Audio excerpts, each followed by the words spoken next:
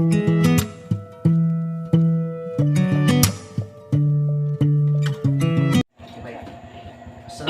warahmatullahi wabarakatuh. Waalaikumsalam warahmatullahi wabarakatuh. Selamat pagi adik-adik. Pagi Kak. Gimana kabarnya hari ini? Alhamdulillah luar biasa. Allahu Akbar. Kurang semangat sekali lagi. Gimana kabarnya hari ini? Alhamdulillah luar biasa. Allahu Akbar. Baik, alhamdulillahirrahmanirrahim. Puji syukur kita panjatkan atas kehadirat Allah Subhanahu wa taala, yang mana Allah tak pernah bosan-bosan memberikan kita begitu banyak nikmat. Baik kenikmatan kekuatan, kesehatan, kemudian lagi yang namanya nikmat iman dan Islam, sehingga pada kesempatan kali ini kita masih bisa melaksanakan salah satu kewajiban kita untuk melaksanakan kegiatan belajar kita. Dan juga tak lupa pula kita kirimkan salam dan tasbih kepada Nabi kita Muhammad SAW, yang mana beliau satu-satunya bawa umatnya di alam kenapa menjalankan. Oke. Baik, sebelum itu, sebelum kita mulai belajar kita, seperti biasanya kita awali dengan membaca doa terlebih dahulu, supaya nanti apapun yang kita pelajari itu mendapatkan ridho daripada Allah Subhanahu wa taala. Oke, seperti biasanya, ada ikutin doanya dulu. Ya, kamu aja boleh. Siap berdoa. Bismillahirrahmanirrahim. Raditu billahi rabban wa bil islami dinan wa bil muhammadin nabiyyan wa rasulullah. Rabbi zidni ilman warzuqni fahman. Amin ya rabbal alamin.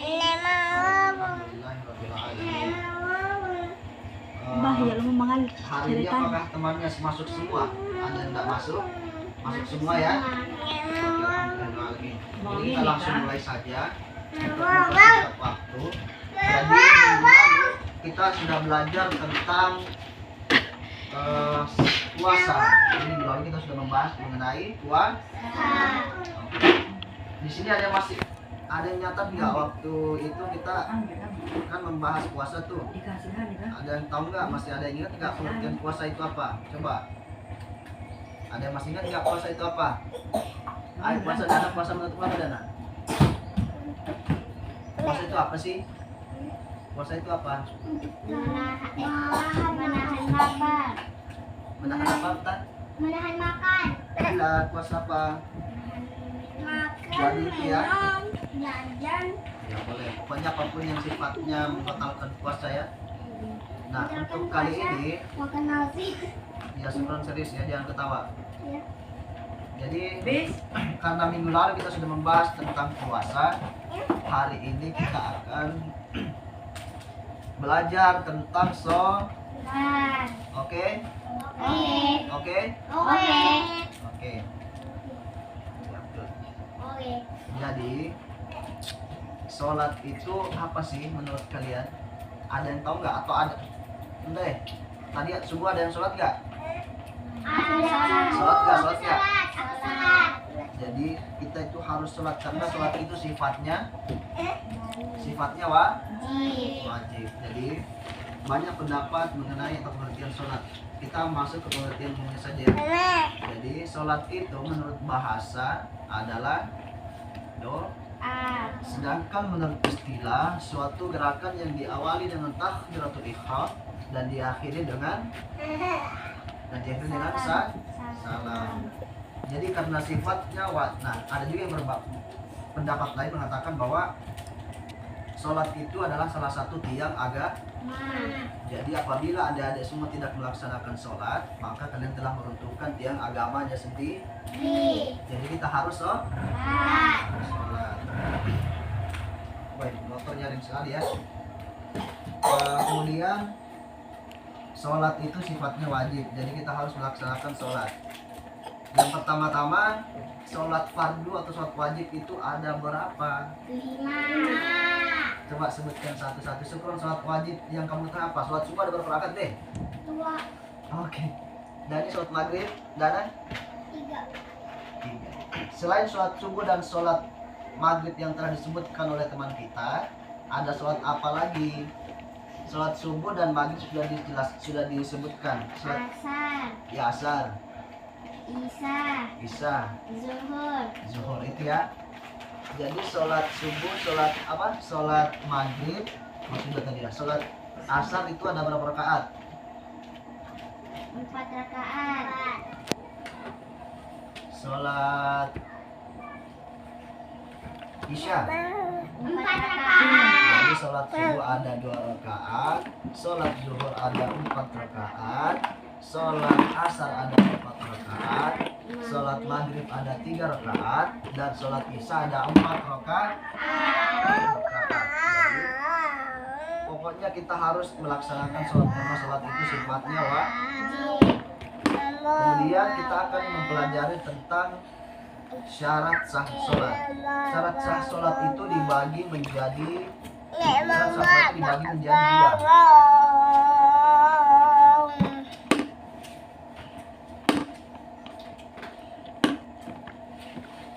Syarat sah sholat itu dibagi menjadi dua. Yang pertama itu ada Nyatat. sholat sah sholat ya. Yang pertama syarat wajib. Kemudian syarat sah. Oke. Yang pertama kita akan belajar dulu mengenai syarat wajib. Apa saja sih syarat wajib sholat itu? Syarat sah wajib apa saja? Yang pertama itu kan pernah sudah belajar kan? Yang pertama syarat wajib itu, jadi apapun yang sifatnya wajib jika belum terpenuhi, waktunya makan nanti ada syukur. Ada waktunya makan nanti. Jadi yang pertama itu ada harus beragama Islam. Di sini semua beragama Islam atau ada yang beragama lain? Semua beragama Islam. Semua beragama Islam ya.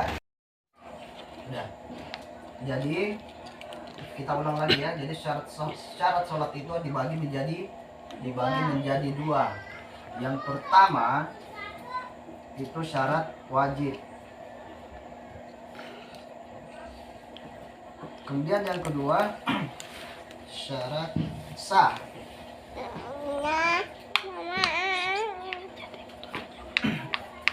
Nah, syarat wajib ini itu ada 3. Syarat wajib sholat itu ada 3. Syarat wajib itu ada 3. Yang pertama yaitu harus beragama Islam. Jadi harus beragama Islam. Kemudian yang kedua yaitu balik. Kemudian yang ketiga yaitu berakal sehat. Jadi mau kalau ada jadi. Jadi syarat wajib itu ada 3, yaitu yang pertama beragama Islam. Kemudian balik ya, perhatikan. Kemudian 3 itu ada berakal sehat. Nah, jadi ini itu orang yang melaksanakan sholat itu harus beragama Islam. Jadi semua di sini beragama Islam. Ya. Kalau merasa beragama Islam, jadi kita harus sholat. Nah, gitu. Kemudian yang kedua itu ada balik. Balik itu artinya sudah menginjak dewasa. Jadi karena umur kalian di sini masih di bawah, mungkin jadi itu kalian tidak diwajibkan untuk sholat, tapi diwajibkan untuk belajar sholat. Jadi nanti kalau sudah balik, kalian harus sholat dan tidak kaget. Jadi makanya dari sekarang itu harus belajar sholat. Nah, kemudian ini berakal sehat. Siapapun yang merasa berakal sehat itu juga harus melaksanakan sholat.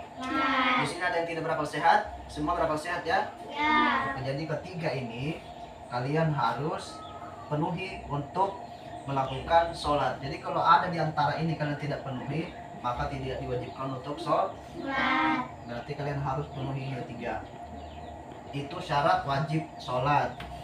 Kemudian setelah sholat wajib itu ada syarat sahnya sholat. Syarat sahnya sholat itu yang pertama itu suci dari hadas. Sekarang perhatikan, jadi kalau masih tidak suci itu tidak boleh sholat. Contohnya kalau masih terkena, ini biasanya terjadi perempuan, kalau misalnya dia sudah menginjak dewasa itu ada yang namanya datang bulan, tapi biasa disebut dengan haid, itu tidak diwajibkan untuk sholat. Kemudian ketika sholat itu juga harus suci daripada pakaian, badan, kemudian tempat. Jadi kalau badan kalian atau pakaian kalian tidak suci itu tidak boleh sholat. Artinya kalian harus mensucikan dulu badan, pakaian maupun tempat. Nah setelah bukan yang ketiga itu syarat sahnya yaitu menutup aurat. Untuk menutup aurat ini ada perbedaan antara laki-laki dan perempuan. Kalau laki-laki itu auratnya dari mana?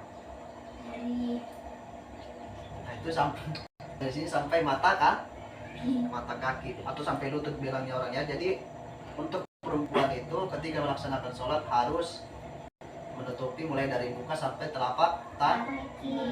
Telapak tangan itu harus ditutup. Itu yang boleh diperlihatkan. Jadi untuk laki-laki apakah boleh sholat tidak melaksanakan, apakah laki-laki ketika melaksanakan sholat itu tidak memakai baju? Itu boleh saja. Tapi alangkah baiknya ketika sholat itu harus memakai baju, karena ketika menghadap Allah itu harus dengan Oke? Nah, kemudian yang keempat itu menghadap kiblat. Nah, jangan sampai ketika nanti sholat kalian menghadap kemana-mana, padahal kiblat sudah disiapkan atau menghadap ke Ka'bah. Ya, jangan asal sholat ya, harus tahu kiblatnya di mana. Oke? Nah, setelah menghadap ke kiblat itu harus tahu waktu sholat. Waktu sholat kalian harus tahu, jangan sampai nanti kalian sholat itu tidak tahu waktu. Tidak boleh main sholat aja ya, ada waktunya. Misalnya sholat subuh itu ada waktunya, di waktu subuh itu ada jam-jam tertentu. Jadi kalian harus tahu waktu sholat itu kapan. Jadi nggak boleh melaksanakan sholat tidak tahu waktunya. Oke? Nah setelah itu sudah waktu sholatnya. Nah, kemudian rukun sholat itu juga kalian harus tahu rukun sholat. Yang pertama itu niat. Ya, sebelum sholat kita harus niat terlebih dahulu ya. Setelah itu yang kedua itu dengar.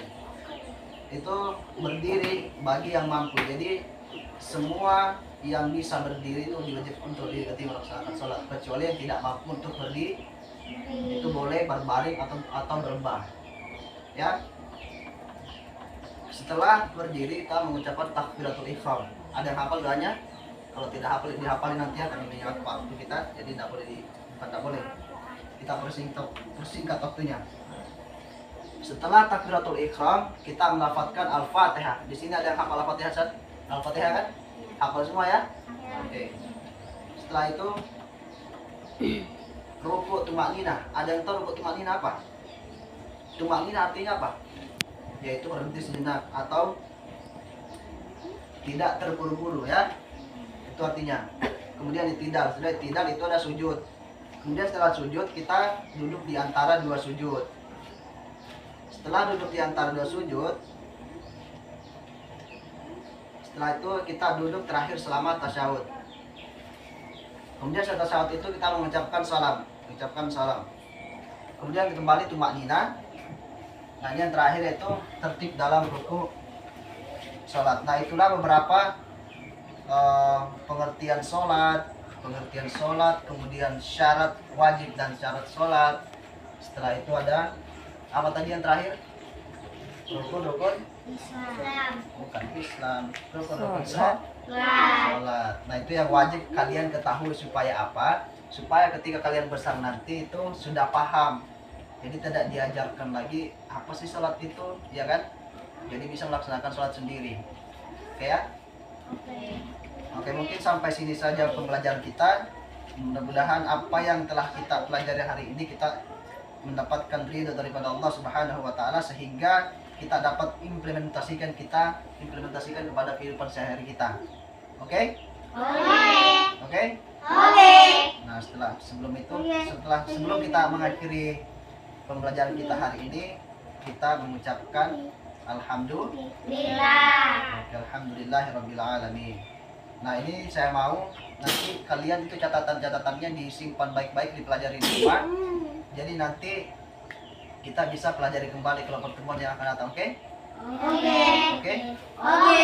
Saya akhiri. Wallahu muwaffiq ila aqwamit thoriq. Assalamualaikum warahmatullahi wabarakatuh. Waalaikumsalam warahmatullahi wabarakatuh.